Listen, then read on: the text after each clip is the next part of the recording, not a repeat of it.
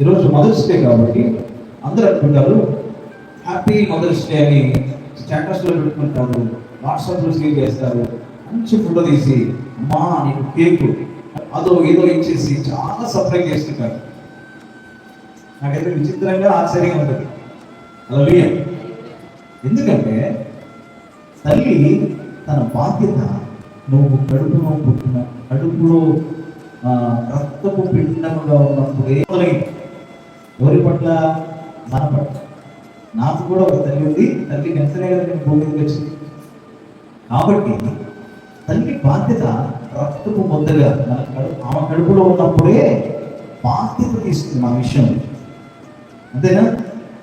మనల్ని కనడానికి బాధ్యత తీసుకుంది, ఈ భూమిని తీసుకురావడానికి బాధ్యత తీసుకుంది, ఎన్నో బాధలు అనుభవించింది, ఇబ్బంది పడ్డది. సో ఎంతో శ్రమ, ఎంతో కష్టం, భయంకరమైన నొప్పులు, ఇబ్బందులు అన్ని తట్టుకొని 9 మాసాలు అంటే 9 నెలలు తన కడుపులో నిన్ను సెక్యూరిటీగా చూసుకొని ఈ భూమి మీదకి జాగ్రత్తగా తీసుకొచ్చింది. హల్లెలూయా! ఎంత జాగ్రత్తగా అంటే కంట్లో ఏదైనా నలకబడితే ఎంత ఇబ్బంది పడతాం. చిన్న లోపల ఉన్న బేబీకి, బిడ్డకి ఏది కూడా జరగకుండా సేఫ్టీగా తన కడుపు చేసుకుని జాగ్రత్తగా ఎదిగేంత వరకు, పెద్దగేంత వరకు, కాళ్ళు చేతులు ఎదుగుదల వచ్చేంత వరకు, దగ్గర 3 కిలోల వెయిట్ కడుపులో వచ్చేంత వరకు మోసి కడుపు చీల్చుకొని బయటకు వస్తాను. ఎంత వేదన! అయితే ఇది చెప్పడం వరకు ఏం పరిమితమైంది. అఫ్కోర్స్ నేను ఇంకెవరైనా ఈరోజు స్పెషల్ మదర్స్ డే అని చెప్పట్లేదు, కానీ తల్లి బాధ్యత మనం గర్భంలో ఉన్నప్పుడే మొదలైంది. అయితే వాళ్ళని మనం ఎట్లా చూడాలి? కేవలం ఒక ఫోటో పెట్టి గ్రీటింగ్స్ చెప్తే ఉపయోగం లేదు. హల్లెలూయా! కేవలం మదర్స్ డే అని చెప్పేసి కేకులు నోట్లో పెడితే ఉపయోగం లేదు. కేకులు నోట్లో పెడతాం, నీ మీద పెద్ద మేకులు పెడతావు, ఏంటి ఉపయోగం? అయితే ప్రభు అంటున్నాడు, సో తల్లిని తండ్రిని మనము సన్మానించాలి. అది ప్రతిరోజు జరగాలి, ప్రతిరోజు వారిని గౌరవించాలి. ఎందుకు అంటే నాకు మంచి బట్టలు ఇవ్వలేదు కదా, కాస్ట్లీ బంగారం ఇవ్వలేదు కదా, డబ్బులు ఇవ్వలేదు కదా, అవసరానికి మనకు డబ్బులు ఇవ్వలేదు, ఫ్రెండ్స్తో పోతుంది అడ్డుకున్నారని ఈ పనికి మనం రిజెక్ట్, వీటిని బట్టి రిజెక్ట్ చేయలేదు. కానీ నాకు జన్మనిచ్చారు కదా, అలాగే చదువు రాని వారైనా, పని చేసేవారైనా, వాళ్ళు ఏ పని చేసినా వారు నీకు పుట్టించిన వారు. అలాగే కాబట్టి వాళ్ళకి ఏం చేయాలి? నువ్వు రెస్పెక్ట్ ఇవ్వాలి. నేనైనా నువ్వైనా రెస్పెక్ట్ ఇవ్వాలి. మనము కాకపోతే వేరే పిల్లలు వచ్చి రెస్పెక్ట్ ఇస్తారా? మన తల్లిదండ్రులకి ఇస్తారా? ఎవరు ఇవ్వాలి? మన తల్లిదండ్రులు మనమే కదా ఇచ్చేది. మదర్స్ డే, మదర్స్ అంటే ఎంతమంది ఇక్కడ? వేల మంది. తల్లులకు వందనాలు. ఈ తల్లుల త్యాగం గొప్పది, ఆ తల్లు అంత గొప్ప వాళ్ళు, ఈ తల్లు గొప్ప వాళ్ళని వేరే తల్లు గురించి కోరుకుంటాము, కనపరుస్తుంటాము, కానీ సొంత తల్లిని మనం ప్రేమించలేము. హల్లెలూయా! అంతేనా? కాబట్టి అంటే వాక్యానుసారంగా నేను చెప్తున్నాను, దయచేసి ఈ ఒక్కరోజు చెప్పుకొని విడిచిపెట్టేది కాదు.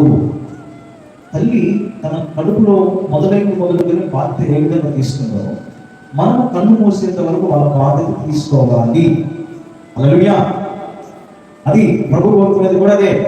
నా యేసు ప్రభువు కూడా చనిపోయేటప్పుడు సిలువలో తన ప్రాణము పెట్టే సమయంలో కూడా తన తల్లి బాధ్యతను గుర్తెరిగాడు. యోహాను పత్రిక 19:20 ఉంటుంది. తల్లి బాధ్యతను గుర్తెరిగి తన ప్రియ శిష్యుడైన యోహాను గారికి చెప్పాడు, బాధ్యత ఇచ్చాడు. ఏమని? తల్లి ఇదిగో నీ కుమారుడు వైపు, తన శిష్యుని వైపు చూసి ఇదిగో నీ తల్లి.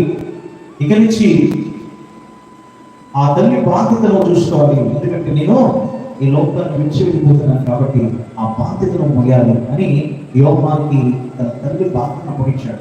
అలాగే ప్రాణం పోతున్నప్పటికీ కూడా తల్లి బాధ్యతను నచ్చుడు ఎంత అద్భుతంగా బదులించాడు ప్రేమ. అవును కదా?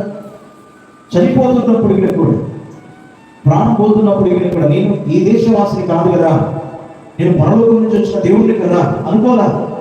నేను మానవుని, నన్ను ఒక తల్లి కన్నది, ఒక తల్లి నాకు జన్మనిచ్చింది, ఆ కడుపులో 9 నెలలు నేను ఉన్నాను, ఈ భూమి మీదకి రావడానికి నాకు కారణమైంది ఆ తల్లి, కాబట్టి ఆ తల్లి బాధ్యత నేను మోయాలి అని ఈ లోకాన్ని విడిచిపోతున్నప్పటికీ కూడా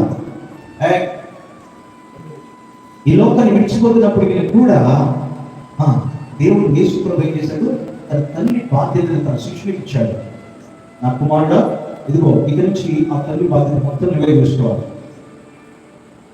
అమ్మా, నేను లేని బాధపడకు, నా స్థానంలో నా శిష్యుడు ఉన్నాడు కాబట్టి తనని నీ కొడుకుగా భావించి బాధ్యతలు చూసుకుంటాడు, తనతో చక్కగా ప్రేమతో ఉండమ్మా అని ఆ తల్లి బాధ్యతను గుర్తిరిగి ప్రాణం పోయే సమయంలో కూడా 3వ మాటగా, శిలువలో పలికిన 3వ మాటగా ప్రభు మనము బాధ్యత, యేసు ప్రభు మనం చెప్పింది ఏంటంటే బాధ్యత.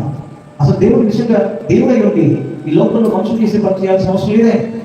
కానీ నేను ఒక తల్లి కడుపులో నుంచి పుట్టాను, నేను తల్లి కడుపును మరి ఆ గర్భంలో నుంచి భూమికి రావడానికి నాకు ఆధారం ఏం కావాలి, కాబట్టి ఆ తల్లి బాధ్యత. కాబట్టి ప్రభు మనం పోలి బతకాలి, ప్రభు కోసం జీవించాలి, అలాగే ప్రభు లాగానే మనం ఆలోచించాలి. కాబట్టి తల్లి బాధ్యత మనకు తీసుకుంటేది. తండ్రి మన క్షేమం చూసుకునేవాడు, మన ప్రొటెక్షన్గా ఉండేవాడు. తల్లిని, పిల్లల్ని అందరినీ కాపాడుకోగలిగిన వాడు తండ్రి. పోషకుడు కాబట్టి, శిరస్సు ఉంటారు కాబట్టి బాధ్యత తనే మోయాలి. కాబట్టి తల్లిదండ్రులు మనకి ఎలా ఉండాలి అంటే మనం నిత్యం వారిని గౌరవిస్తుంటారు, అలాగే మనం ప్రేమిస్తుంటారు, గౌరవిస్తుంటారు. ఆ బాధ్యత మనం ఎప్పుడు కూడా మరచిపోకూడదు అని ప్రభువు మనకు తెలియజేస్తున్నాడు. అలాగే సామెతల గ్రంథము చూడండి, 23వ అధ్యాయం 22వ వచనం చూడండి. నిన్ను కనిన నీ తండ్రి ఉపదేశము అంగీకరించము, నీ తల్లి ముదిమేయందు ఆమెకు నిర్లక్ష్యము చేయము. 25 చూడండి. నీ తల్లిదండ్రులను నీవు సంతోషపెట్టవలెను. హల్లెలూయా. నిన్ను కనిన తల్లిని ఆనందపరచవలెను. హల్లెలూయా. ఏమంటే నీ తల్లిదండ్రులను నీవు సంతోషపెట్టాలి. అలాగే నిన్ను కనిన, ఇక్కడ పాయింట్ చేశాడు చూడండి, నిన్ను కనిన తల్లిని ఆనందపరచ, ప్రాముఖ్యత ఇచ్చాడు ప్రభు తల్లికి. హల్లెలూయా. తల్లిదండ్రులని సంతోషపెట్టాలి, ప్రాముఖ్యంగా తల్లిని మనం ఆనందపరచాలి. హల్లెలూయా, హల్లెలూయా. కాబట్టి తల్లి మన కన్నా ఆ తల్లి కాబట్టి ఆమెను మనం నిత్యము సంతోషపెట్టాలి.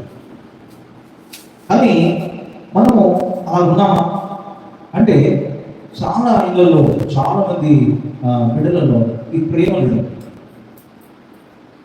దీనికి కారణం ఎవరైతే తల్లిదండ్రులు. హల్లెలూయా.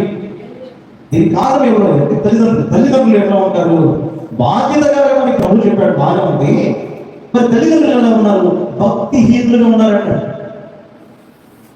త్రాగుబోతులుగా ఉన్నారట, వ్యభిచారులుగా ఉన్నారట, కొంచెం నాడు వాళ్ళలాగా ఉన్నారట, మోసం చేసే వాళ్ళలాగా ఉన్నారట, మూర్ఖులు లాగా ఉన్నారట, నోటి దురుసుతనం కలిగి ఉన్నారట. ఇలాంటి తల్లిదండ్రులు ఉన్నారు. కాబట్టి మన పిల్లలు కూడా ఎలా ఉంటారు? భయంకరంగా తయారవుతారు. హల్లెలూయా. ప్రభు చెప్పాడు, బాగా ఉంది, తల్లిదండ్రులు గౌరవించాలంటే ఆ గౌరవం ఎక్కడ రావాలి? తల్లిదండ్రులుగా మనం సరిగ్గా ఉంటేనే వస్తుంది. వాళ్ళకు క్రమం నేర్పకపోతే, వాళ్ళ పద్ధతులు నేర్పకపోతే, వాళ్ళ భక్తి నేర్పకపోతే, దొంగలాగా తయారైపోతే ఎంత తయారవుతారు? నువ్వు తాగి నువ్వు పద్ధతి ఉండమంటే ఉంటాడా? నువ్వు ఇష్టం వచ్చినట్టు నోటికి వచ్చిన మాట్లాడేసి, అరే నువ్వు జాగ్రత్త, పెద్దలు గౌరవించాలంటే మాట్లాడతాడు. నువ్వు పాటించి వాళ్ళకి చెప్తే వాళ్ళు ఏం చేస్తారు? వాళ్ళు ఒక క్రమాన్ని నేర్చుకుంటారు, దేవుణ్ణి కనపరుస్తారు, భయము, భక్తి అనేది వాళ్ళకి అలవడుతుంది. హల్లెలూయా. కాబట్టి దేవుడి కదా మనము ఆ భయము, భక్తి నేర్పాల్సింది మనమే. ఎప్పుడు అడుగులో ఉన్నప్పుడు తగినప్పుడు బాధపడి సంతోషపడాలి. బయటకు వచ్చే వాళ్ళు చెడిపోతుంటే ఎందుకు చిరాకు పడుతున్నాం? సరి చేయాల్సిన బాధ్యత మాదే కదా, క్రమంగా నేర్పాల్సిన బాధ్యత మాదే కదా.